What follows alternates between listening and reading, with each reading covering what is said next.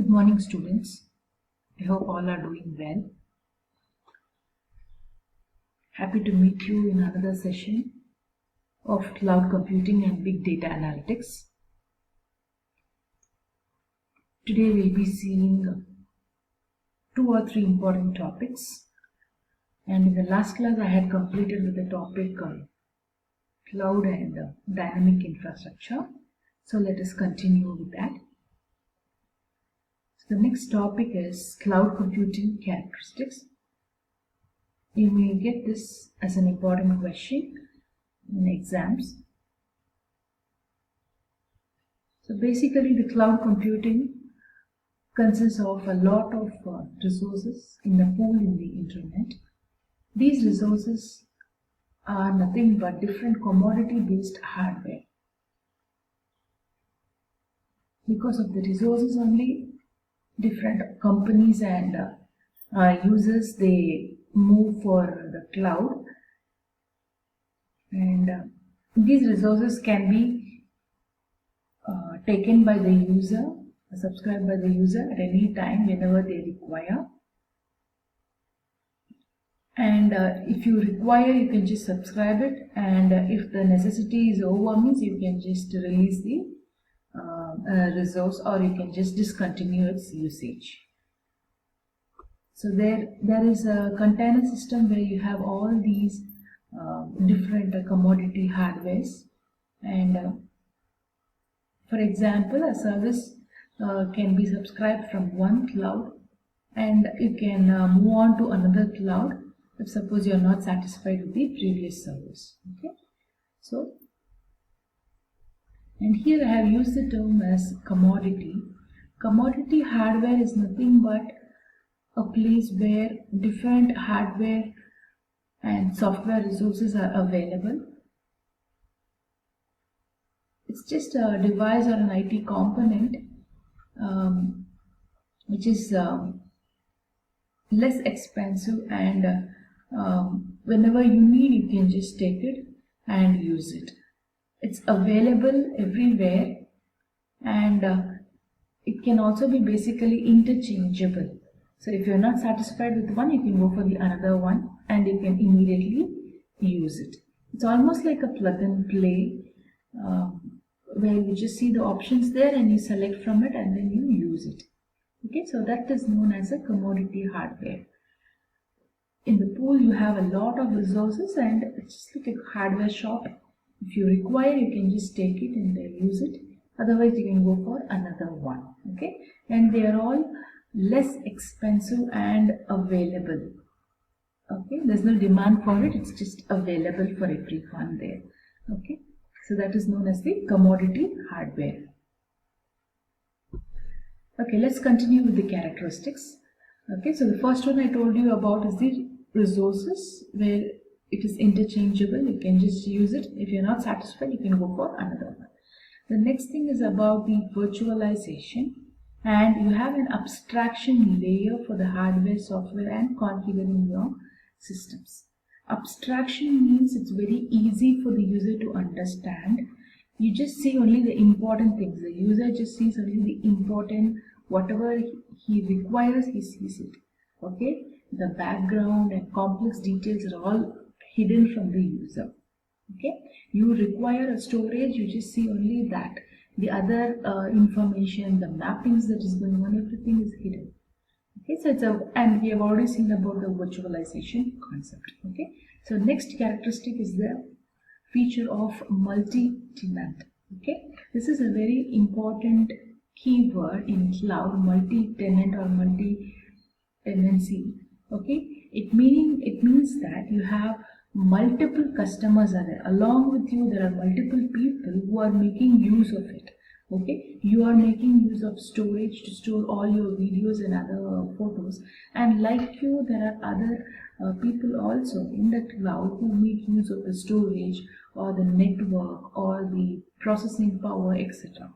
Okay, so you have multiple customers who share the infrastructure that is provided there, the resources, etc., without compromising on the privacy and security of the data.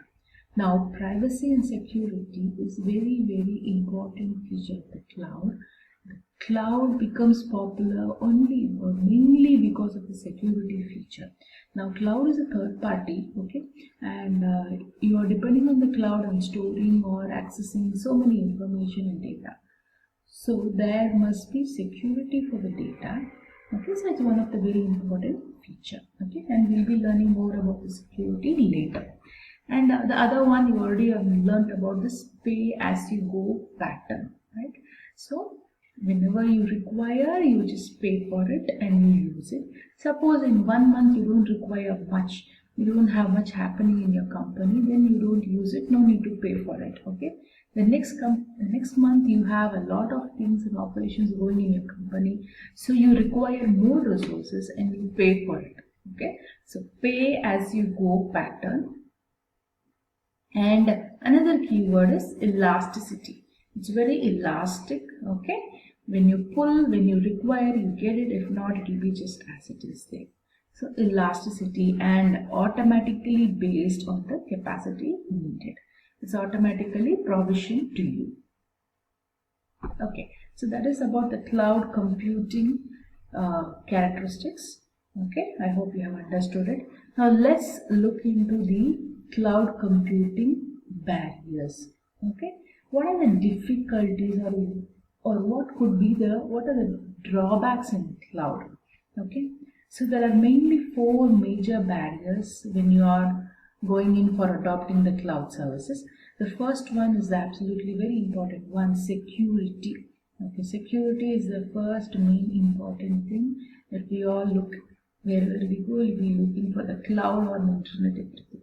So security, even that's one of the main objectives of the cloud services, cloud companies also.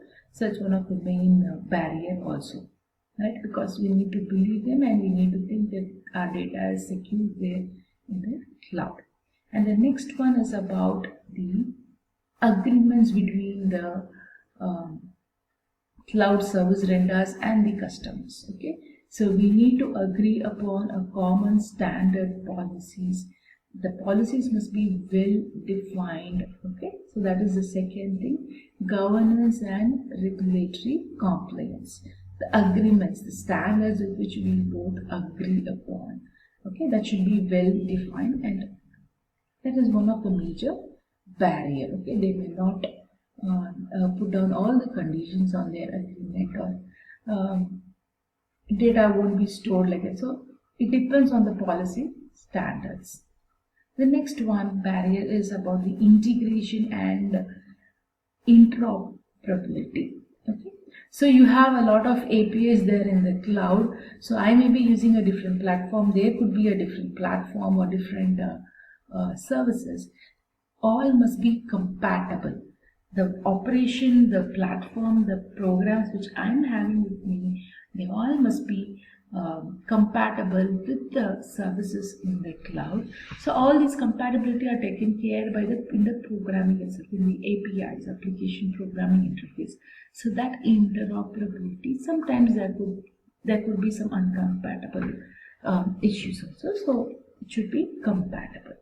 And then whether the workloads are suitable for the clouds. Okay, if it is suitable or not. Not everybody can be a customer of the cloud. If you require, you go forward. Otherwise, it's fine. You work with your current infrastructure, whatever you have. So it depends on the nature of the work that you do, the operations that you perform, the infrastructure requirements that you require. Okay, it all depends on that. If you require only, you need to go for the cloud. Otherwise, you just be as it is. Okay, you do your operation as it is.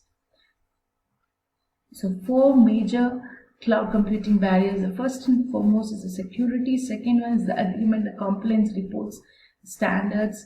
And the third one is about the integration and interoperability, the compatibility between the services and the systems, ours and theirs. And then the fourth one is about the deployment of the cloud. If you require, you go forward. It won't be suitable for everyone.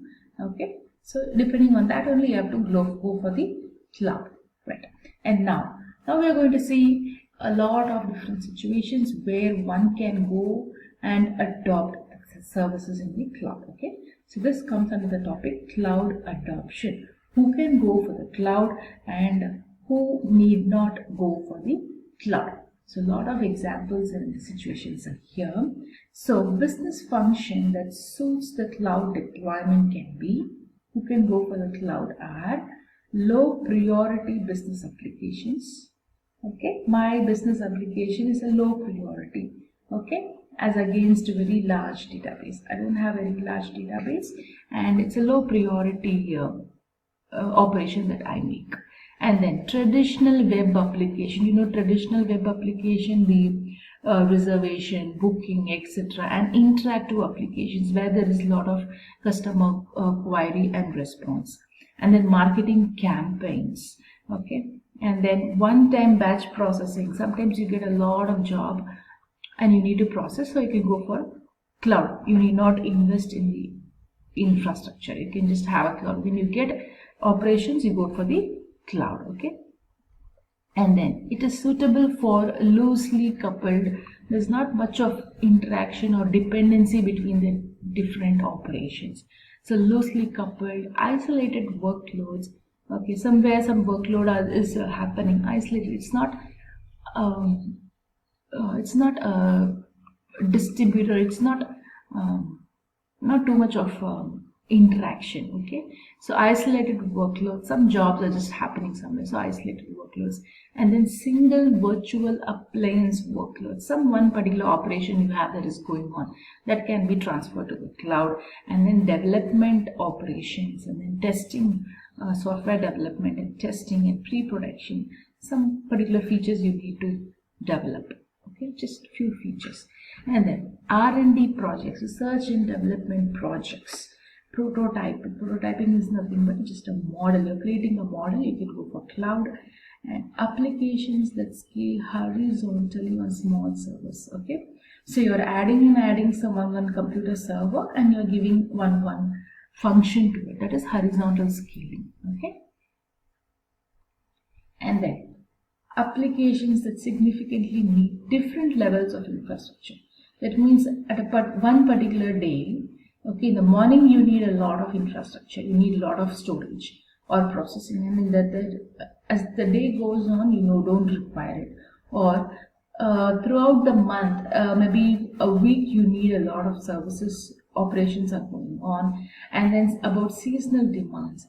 Maybe a few months, for example, when the examination is going on and you need to produce the results, you need some storage and processing. The other time when the classes are going on, there's no need of the cloud. Okay, so these kinds of applications where there is different levels of infrastructure throughout the day, month, or seasonal demand.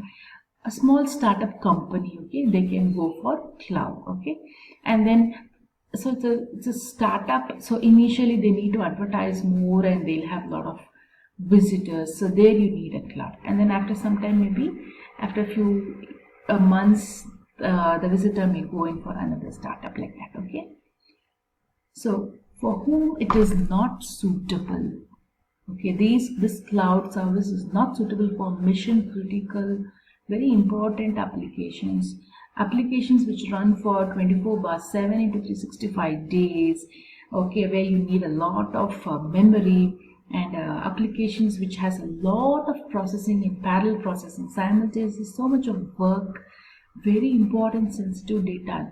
Those kinds of services, they cannot go for cloud. Okay, because they are third party and highly distributed applications, so much of communication, inter-server communication. So all these need not go for cloud adoption. Okay, so I hope you have understood today's topic on lecture on characteristics, barriers, and who can go for cloud and who are not suitable for cloud. Okay, I hope you have understood this. If you have any doubts, please post your comments in the classroom. Stay safe and stay at home. Okay, take care. So many corona cases are going on right in and around the college, so stay at home. That's very important. Take care. Bye.